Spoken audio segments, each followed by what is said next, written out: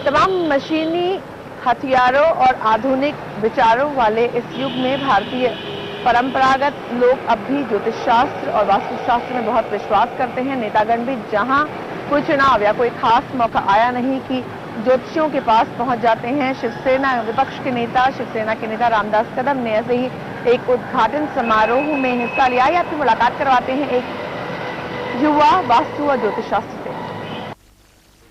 आज की इस भागदौड़ की जिंदगी में वास्तु शास्त्र और ज्योतिष विद्या का अपना अलग महत्व है। इस कंप्यूटराइज्ड दुनिया में लोगों का विश्वास वास्तु शास्त्र और ज्योतिष विद्या की तरफ बढ़ता जा रहा है। बोरीली में वास्तु विराट कंसल्टेंसी का उद्घाटन शिवसेना नेता रामदास कदम द्वारा किया गया। रामदास कदम का भी मानना है कि वास्तु शास्त्र में ही सच्चाई है। मैं समझता हूँ, मैं भी कभी चुनाव आएगा तो कुछ जगह जाता हूँ, मैं भी अभी नाम नहीं बताऊंगा, तो मुझे भी उसका अनुभव सही आया है।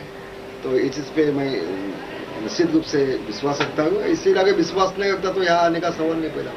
वास्तु और ज्योतिष ये दोनों अलग नहीं है। वास्तु ज्योतिष का एक अभिन्न अंग है।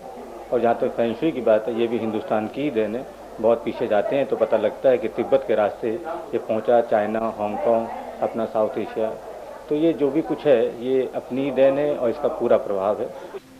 वास्तु विराट कंसल्टेंसी की मुख्य कर्ताधर्ता रश्मि सिंह एमकॉम बीएड के साथ साथ वास्तु विशारद और ज्योतिष अलंकार में भी महारत हासिल की है।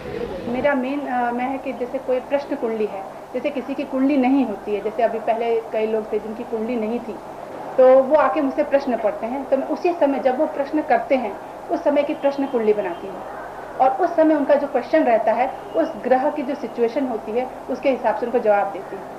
तो उनकी भी हेल्प करती हूँ जिनकी कुंडली नहीं है, और कुंडली है तो फिर उस कुंडली से इस जन्म का, अगले जन्म का और पूर्व जन्म का भी हम पता लगा सकते हैं। इतना इसमें कुंडली में है। जन्म कुंडली में स्थित ग्रहों की स्थिति एवं राशि के अनुसार ही उपयुक्त रत्न यानी नग का चयन करना चाहिए। एहतराम अली, सहारा न्यूज़ ब्यूरो, मुंबई।